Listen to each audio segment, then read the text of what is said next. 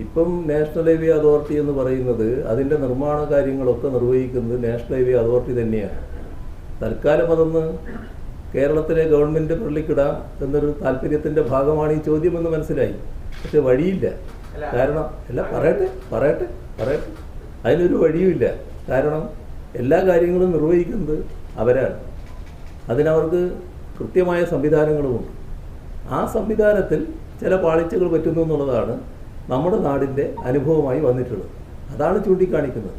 നമുക്കൊന്നും ചെയ്യാൻ കഴിയില്ല അതിനകത്ത്. സാധാരണഗതിയിൽ ഒരു റോഡ് നിർമ്മിക്കുമ്പോൾ ആ റോഡ് നിർമ്മിക്കുന്നതിൻ്റെ ഡിസൈൻ തൊട്ട് തുടങ്ങുന്ന കാര്യങ്ങൾ, അതിൻ്റെ കാര്യങ്ങളെല്ലാം നിർവഹിക്കേണ്ടത് നാഷണൽ ഹൈവേ അതോറിറ്റിയാണ്.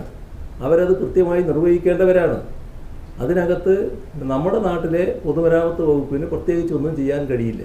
അതിൽ മനസ്സിലാക്കേണ്ട കാര്യം, ഇതിൻ്റെ സാങ്കേതികമായ പരിശോധന നടത്തേണ്ടത് അവരാണ്. അവരാ സാങ്കേതികമായ പരിശോധന നടത്തിയിട്ടാണ് വർക്ക് ആരംഭിക്കുക. ആ വർക്ക് ആരംഭിക്കുന്നതിൻ്റെ ഭാഗമായി കാര്യങ്ങൾ നല്ല രീതിയിൽ നടന്നു പോവുകയാണ് വേണ്ടത്. പക്ഷേ ചിലയിടത്ത് ഇവരുടെ കണക്കുകൂട്ടലുകൾ തെറ്റിയിരിക്കുന്നു എന്നതാണ് നമ്മുടെ അനുഭവം. ആ അനുഭവം അവരുടെ ശ്രദ്ധയിൽപ്പെടുത്തിയിട്ടുണ്ട്. അതിൻ്റെ ഭാഗമായുള്ള നടപടികളും അവർ സ്വീകരിച്ചു വരുന്നുണ്ട്. പക്ഷേ ഏതെങ്കിലും ഒരിടത്ത് ഒരു പ്രശ്നം ഉണ്ടായി എന്നുള്ളത് കൊണ്ട് നാഷണൽ ഹൈവേ ആകെ തകരാറായിപ്പോയി എന്ന് നമ്മൾ കാണേണ്ടതായിട്ടില്ല. അത് നമ്മളങ്ങനെയല്ല അതിനെ കാണേണ്ടത്.